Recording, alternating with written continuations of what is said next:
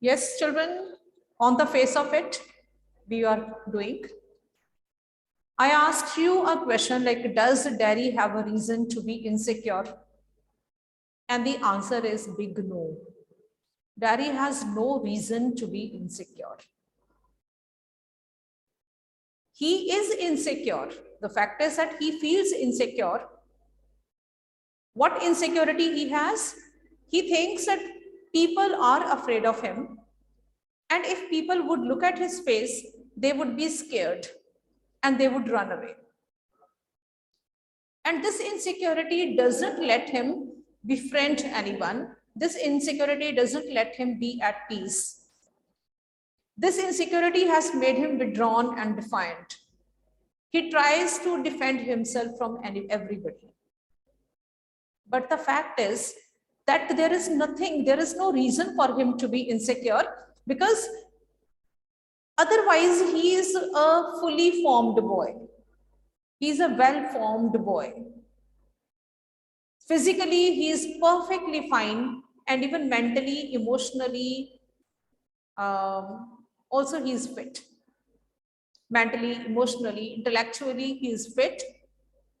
And if physical disability doesn't matter, so far you are emotionally, intellectually, and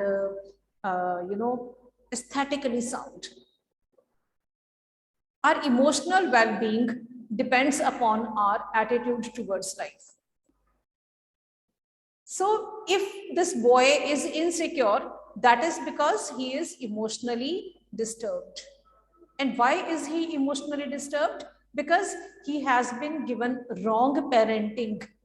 His parents have not been able to bring him up with all that confidence with which he should have been. He has been made to realize that there is something lacking in him.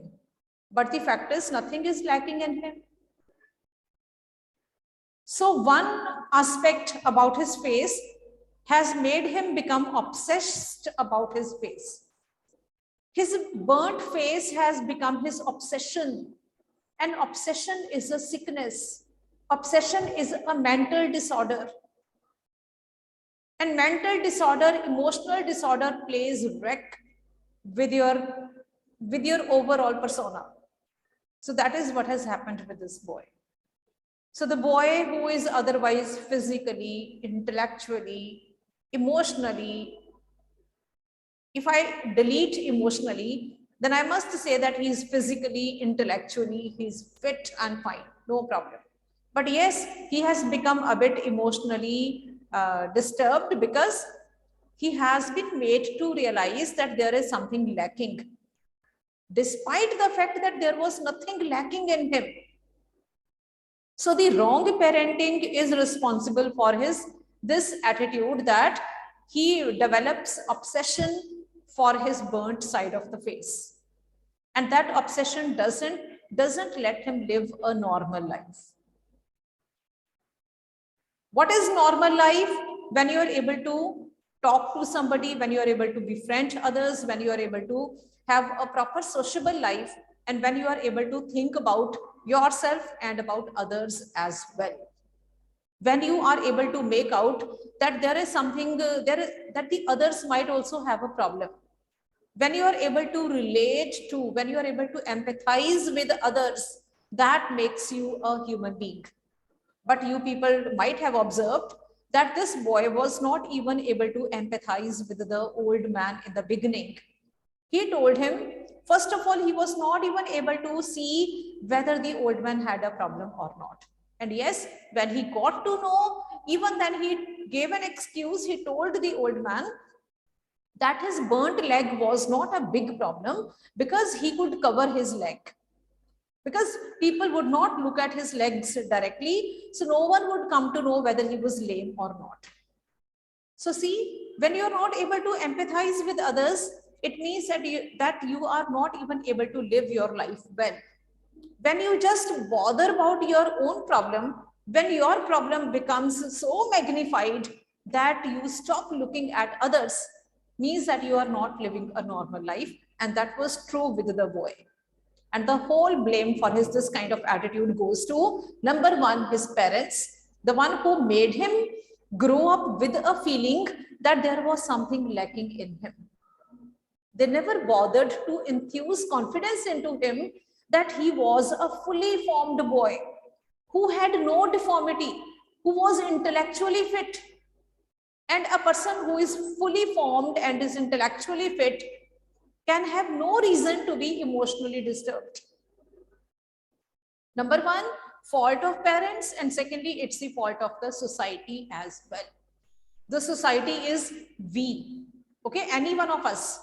When the society points out these kinds of people, when the society gives undue importance to appearance, when people, instead of talking about one's abilities, one's attributes, when people just talk about the physical appearance, when people don't try to empathize with these kinds of people like Dari or Mr. Lamb, then these people develop certain kind of, you can say, obsession.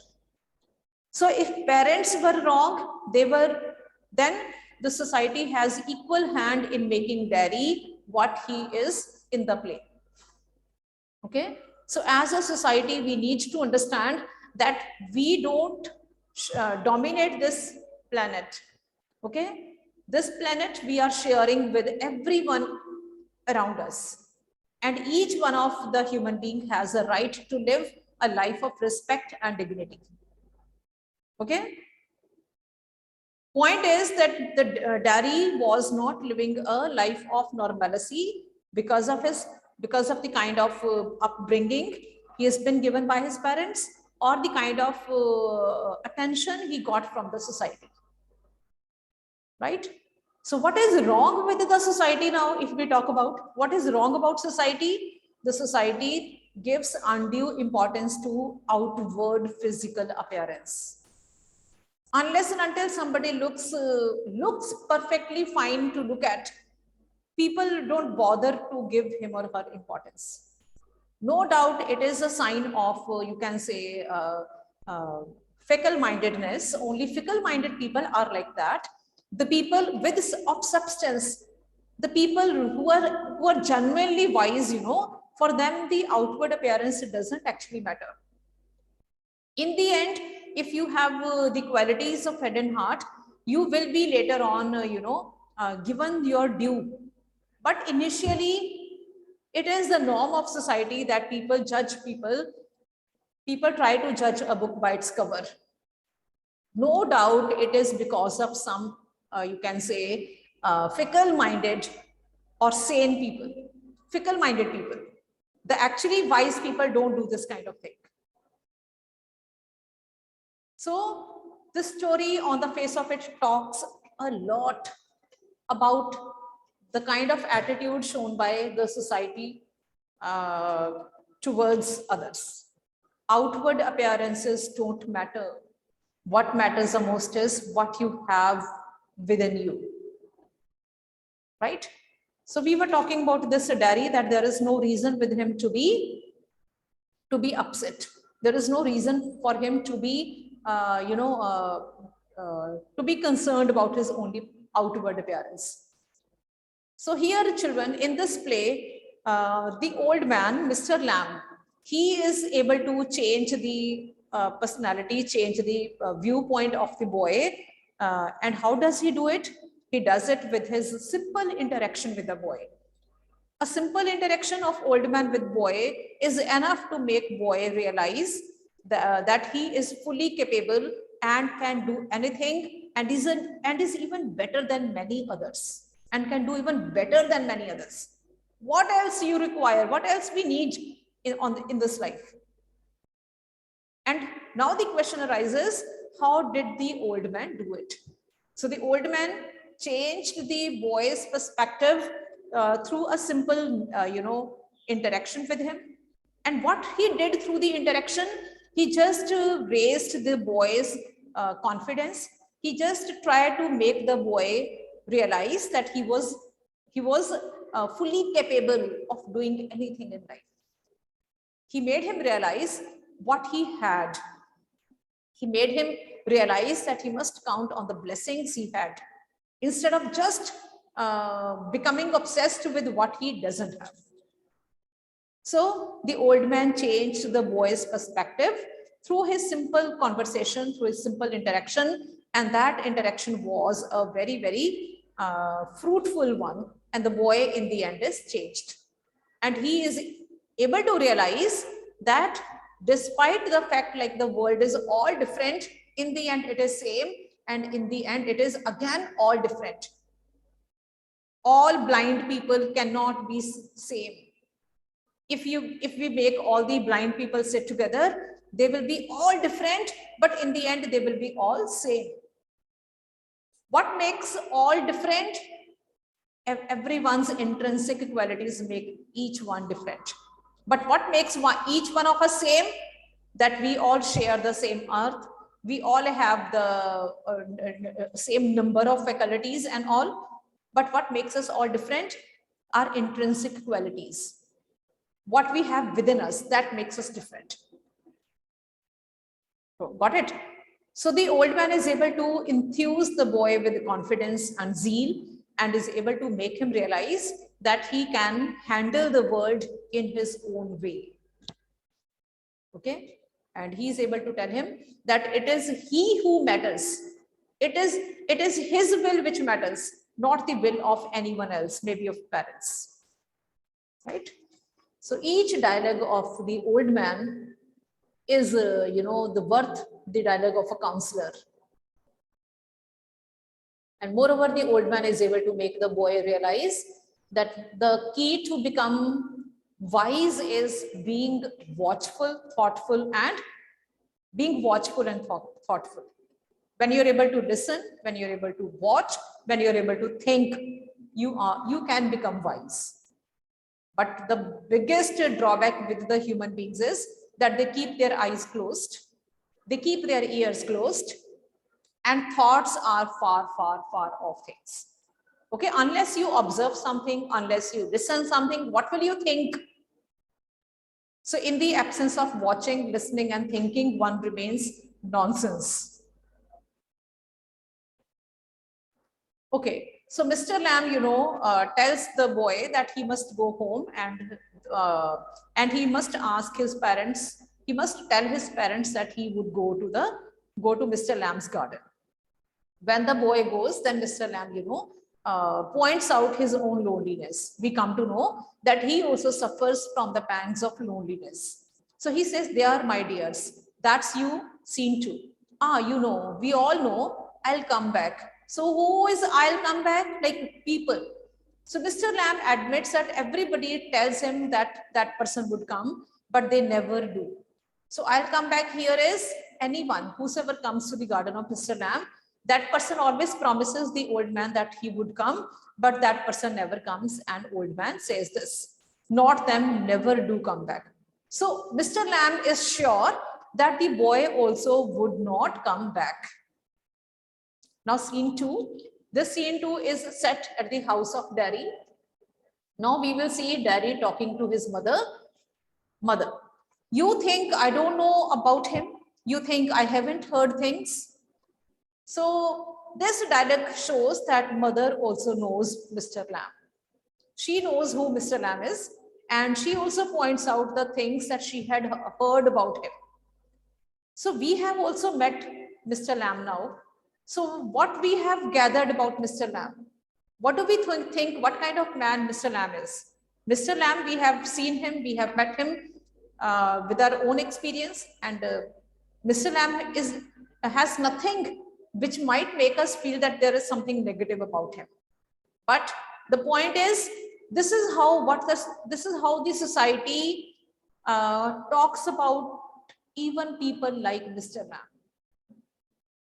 So mother says that I have heard a lot of things about him. So what she might have heard about him? Let's see. Daddy, you should believe all you hear. So Daddy is there now to counsel his mother. He says, don't believe all whatever you hear. So now children, this is ironic. Earlier, Daddy in the play we heard him saying that he told Mr. Lamb that he has heard people talking about his face. People are scared of him.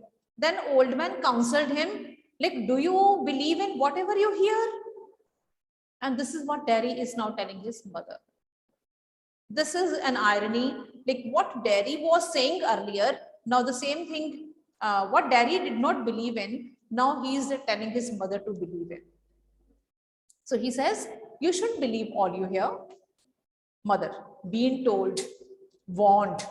We have not lived here 3 months, but I know what there is to know, and you are not to go back there.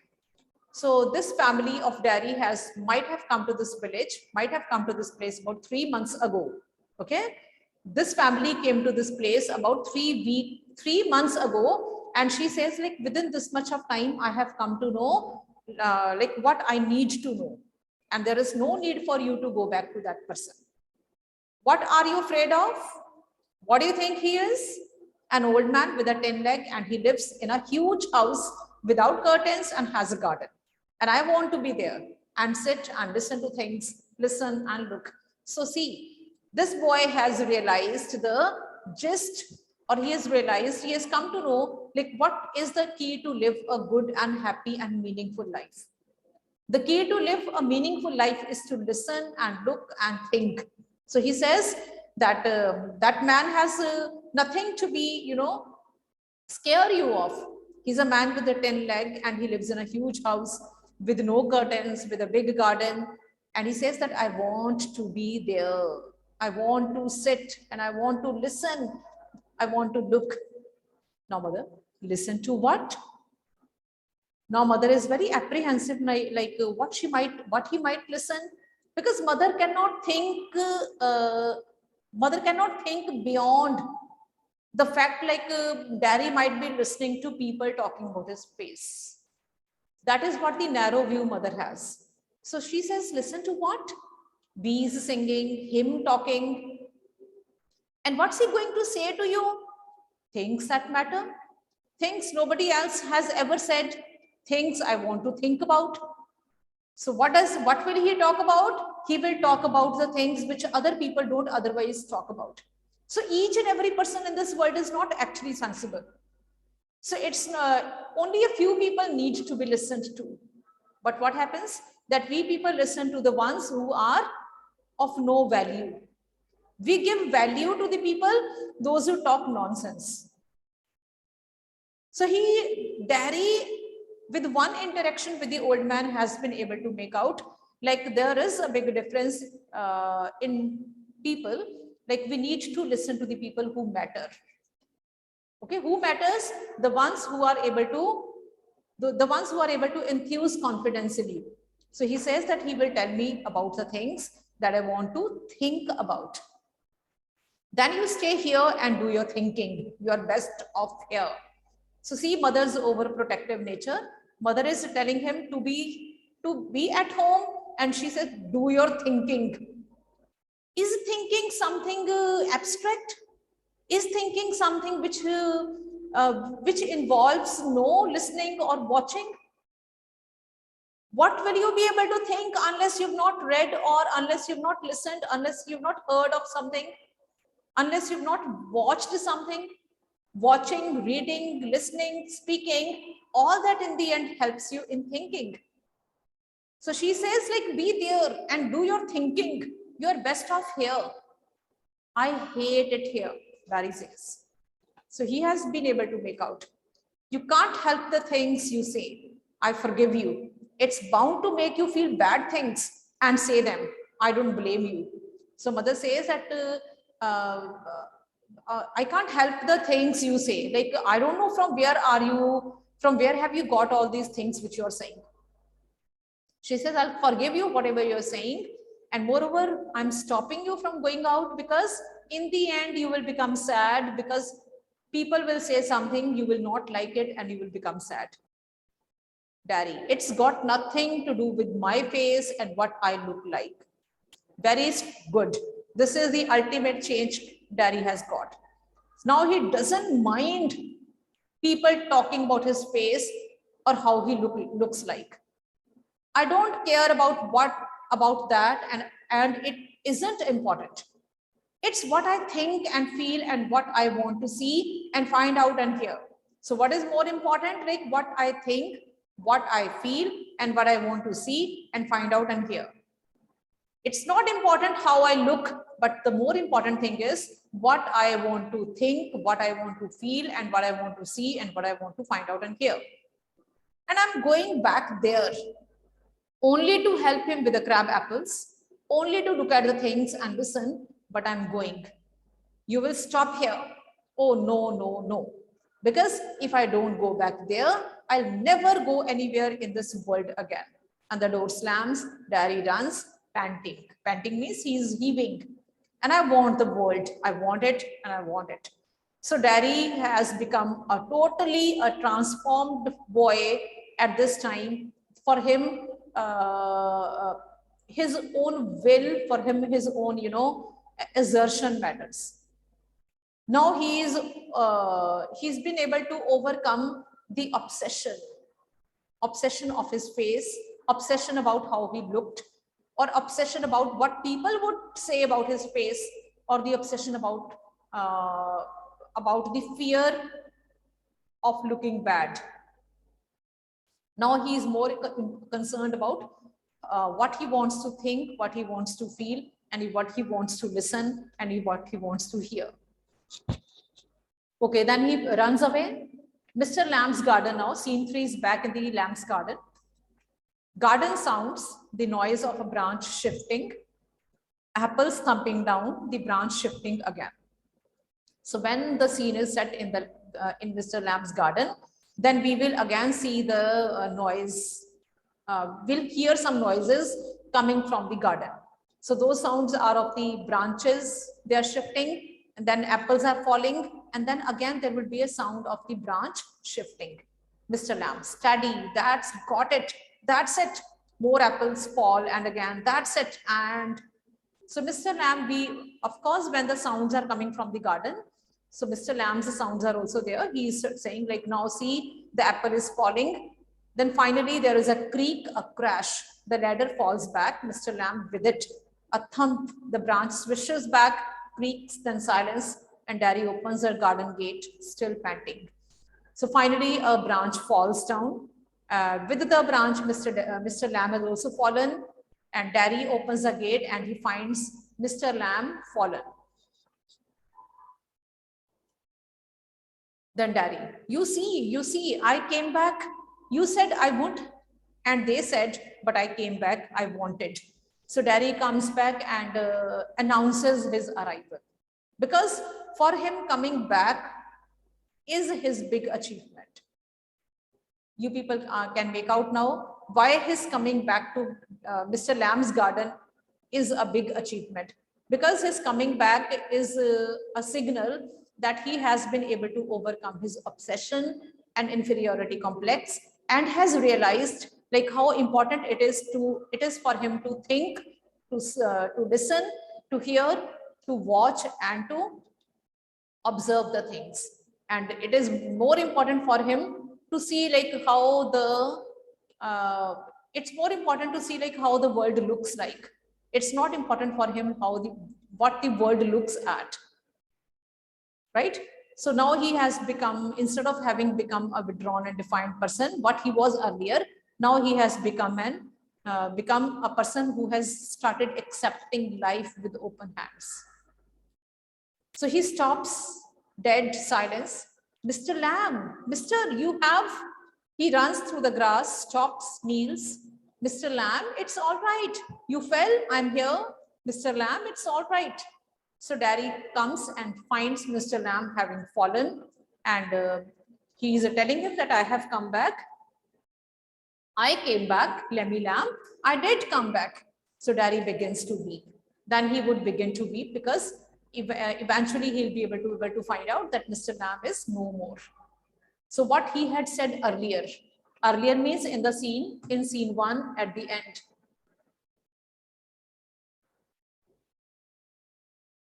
See there?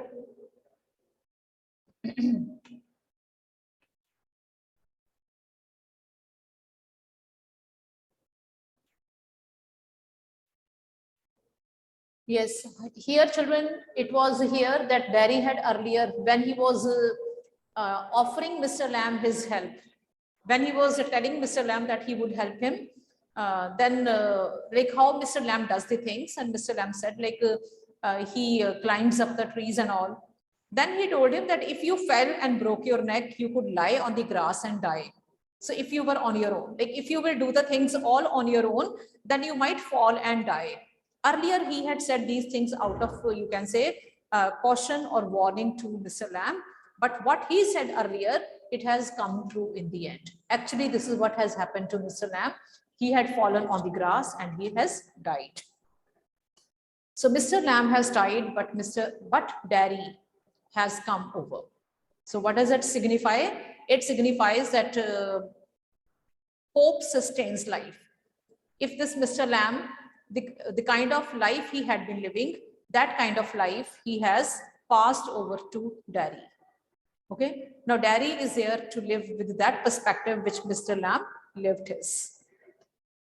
So story has come to an end, but has left back a big trail of thoughts for us to think about. Right? So that's the end of the story.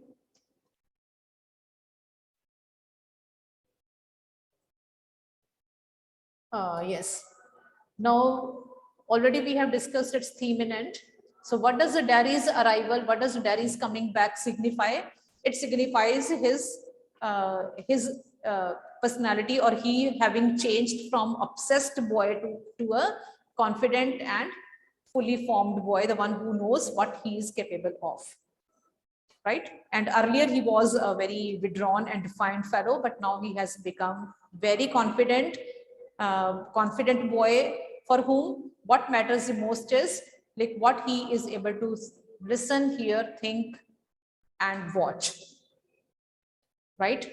So he has been able to come out of the shell and is able to, and now is ready to enjoy the life.